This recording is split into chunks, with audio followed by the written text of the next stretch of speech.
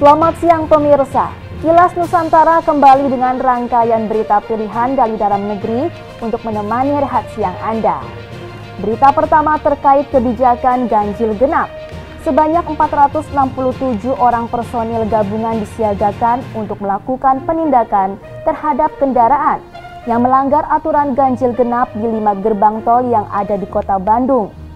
Kebijakan ini akan berlaku mulai Jumat 3 September hingga Minggu 5 September mendatang. Selanjutnya, sebagai negara yang rawan terjadi bencana gempa bumi, Indonesia membutuhkan teknologi rumah dengan material tahan gempa. Untuk itu, Universitas Gadjah Mada UGM Yogyakarta mengembangkan desain rumah instan struktur baja RISBA yang telah diterapkan di sejumlah kawasan yang mengalami gempa. Kemudian ada hobi baru yang tengah diminati masyarakat Cirebon, Jawa Barat, yaitu aquascape atau seni menata tanaman, kayu, bebatuan, dan air dalam kotak kaca. Simak tayangan selengkapnya berikut ini.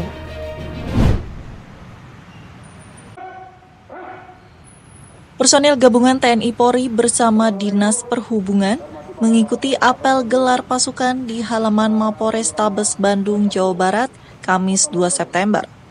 Apel yang dipimpin Kapolrestabes Bandung, Kombes Pol Aswin Sipayung ini merupakan persiapan dan sosialisasi penerapan aturan ganjil genap bagi kendaraan guna menekan mobilitas warga saat pemberlakuan pembatasan kegiatan masyarakat PPKM level 3 di Kota Bandung. Dalam kegiatan ini, sebanyak 467 personel gabungan dilibatkan untuk melakukan penindakan terhadap kendaraan yang melanggar di 5 pintu keluar tol yang ada di Kota Bandung, yakni pintu keluar tol Pasteur, Pastir Koja, Muhammad Toha, Buah Batu, dan Kopo. Pelaksanaan aturan ganjil genap bagi kendaraan di Kota Bandung akan berlaku pada akhir pekan ini, Jumat tanggal 3 hingga Minggu 5 September, mulai pukul 6 pagi hingga pukul 9 malam. Aturan ini berlaku bagi seluruh kendaraan yang memasuki wilayah Kota Bandung, kecuali bagi kendaraan darurat seperti ambulan, kendaraan dinas kepolisian dan TNI, kendaraan dinas berplat nomor merah, angkutan barang, angkutan umum termasuk angkutan dalam jaringan atau daring. Bagi kendaraan yang kedapatan melintas di luar tanggal ganjil maupun genap yang telah ditentukan, maka akan diputar balikan. Rencana kita akan melakukan kegiatan di beberapa titik di pintu masuk Kota Bandung. Ya, nah di tiap titik ini akan kita tempatkan unsur kami dari Polres, kemudian dari Dishub dan dari TNI. Gunanya untuk mengurangi arus yang masuk ke Kota Bandung pada saat weekend.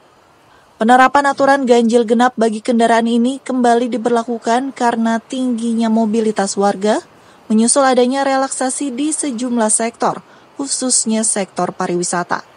Dengan aturan ganjil genap ini diharapkan mampu menekan mobilitas sehingga penyebaran COVID-19 di Kota Bandung dapat terkendali. Dari Bandung, Jawa Barat, Mardiansa Afgani, Kantor Berita Antara mewartakan.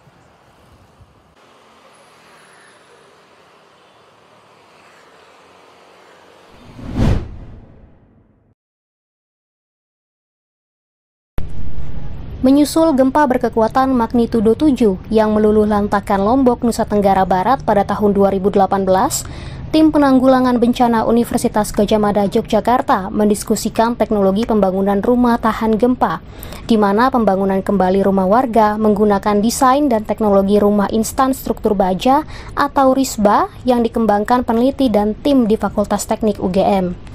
Berdasarkan hasil pengujian di laboratorium, seperti dijelaskan pengajar Departemen Teknik Sipil dan Lingkungan UGM, Ashar Putra, pengembangan rumah struktur RISBA dapat memenuhi target kekuatan dan kekakuan untuk menahan beban gempa, di mana secara mekanika, bahan baja memiliki perilaku yang ulet, liat, dan tidak mudah patah karena beban bolak-balik seperti yang ditimbulkan dari getaran gempa. Rumah dengan teknologi RISBA, kata dia, telah cukup banyak diterapkan pada proses rekonstruksi pasca gempa, baik di NTB, Sulawesi Tengah, dan baru-baru ini dibangun unit rumah contoh di Pulau Adonara, NTT, pasca bencana badai Seroja. di mana lewat penjelasan teknis sekitar 2 jam, mahasiswa Universitas Muhammadiyah Maumere mampu merakit semua komponen. Dindingnya ya terserah gitu, mau pakai kayu yang ada, mau pakai material yang lain yang mereka punya, ada yang mau pakai bambu ya boleh gitu. Kalau yang pengen penampilannya seperti tembokan ya boleh menggunakan dinding papan semen berserat gitu, dan semua kombinasinya gitu. Ketangguhan rumah tahan gempa dengan menerapkan teknologi Risba diklaim Ashar mampu bertahan hingga 2 kali kekuatan gempa yang terjadi di Palu dengan magnitudo 7,4 di tahun 2018. Sedangkan untuk kemampuan menahan beban angin, teknologi Risba menurutnya masih mampu menahan kekuatan angin 100 km per jam. Dari Kota Yogyakarta, Daerah Istimewa Yogyakarta, Imam Prasetyo, Kantor Berita Antara, mewartakan.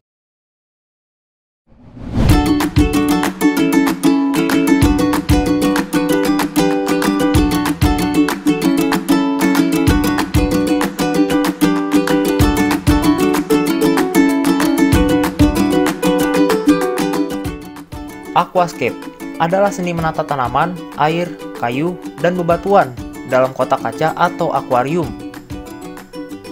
Aquascape ini memiliki nilai seni yang cukup tinggi karena untuk membuatnya dibutuhkan ketelitian yang cukup tinggi. Penyelesaian pembuatan aquascape akan lebih terlihat dinamis dan alami ketika ikan hias sudah ditaruh di dalam akuarium, lengkap dengan pencahayaan lampu. Saat ini, kreativitas dalam bidang aquascape tidak hanya sebagai hobi saja, namun bisa dimaksimalkan untuk meningkatkan kesejahteraan ekonomi. Di Kota Cirebon, keindahan seni menata ekosistem aquascape ini makin banyak diminati, khususnya di kala pandemi COVID-19.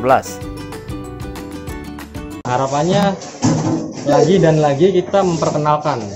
Masyarakat awam masih banyak belum tahu apa itu aquascape. Mas tahu aquascape itu seperti apa, karena di aquascape itu tidak hanya melihat tetapi belajar bagaimana merawat, menumbuhkan dalam suatu ekosistem.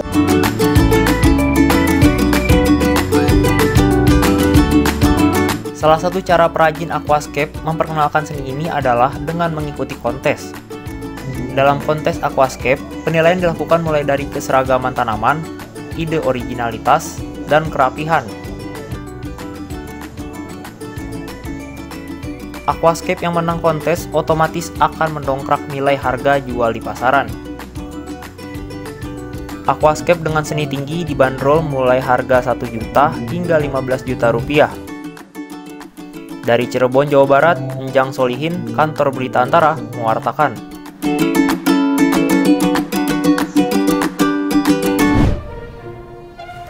Demikian pemirsa rangkaian informasi dalam Kilas Nusantara siang hari ini.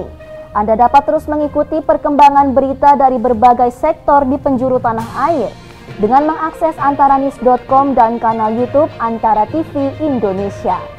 Dan kami juga akan memperbarui informasi seputar penanganan pandemi COVID-19 sore nanti pukul 17 waktu Indonesia Barat dalam Kilas Nusantara edisi COVID-19. Selamat siang pemirsa, sampai jumpa.